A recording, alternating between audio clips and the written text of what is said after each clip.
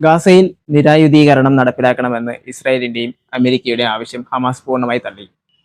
ദോഹയിൽ നടന്ന കോൺഫറൻസിൽ മുതിർന്ന ഹമാസ് നേതാവ് ഖാലിദ് മിഷാലാണ് സംഘടനയുടെ നിലപാട് വ്യക്തമാക്കിയത്. ഗാസയുടെ ഭരണകാര്യങ്ങൾ ഒരു തരത്തിലുള്ള വിദേശ ഇടപെടലും അനുവദിക്കില്ലെന്ന് അദ്ദേഹം ആവർത്തിച്ചു. ഗാസയുടെ ഭരണം ഗാസക്കാർക്കും ഫലസ്തീനികൾക്കും ഉള്ളതാണ്. അധിനിവേശം തുടരുന്നിടത്തോളം കാലം പ്രതിരോധവും തുടരുമെന്ന് മിഷാൽ മുന്നറിയിപ്പ് നൽകി. 2026 T20 ലോകകപ്പിൽ ഏറ്റവും ആവേശകരമായ ഇന്ത്യ-പാകിസ്ഥാൻ മത്സരത്തെ ചൊല്ലിയുള്ള തർക്കങ്ങൾ പുതിയ തലത്തിലേക്ക് നീങ്ങുകയാണ്.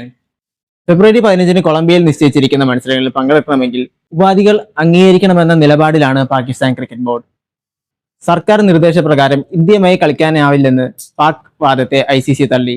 മത്സരം ബഹിഷ്കരിച്ചാൽ കനത്ത സാമ്പത്തിക പിഴയും പാകിസ്ഥാന്റെ ICC മെമ്പർഷിപ്പും റദ്ദാക്കുന്നത് ഉൾപ്പെടെയുള്ള നടപടികളും നേരിടേണ്ടി വരുമെന്ന് അന്താരാഷ്ട്ര ക്രിക്കറ്റ് കൗൺസിൽ കർശന മുന്നറിയിപ്പ് നൽകി.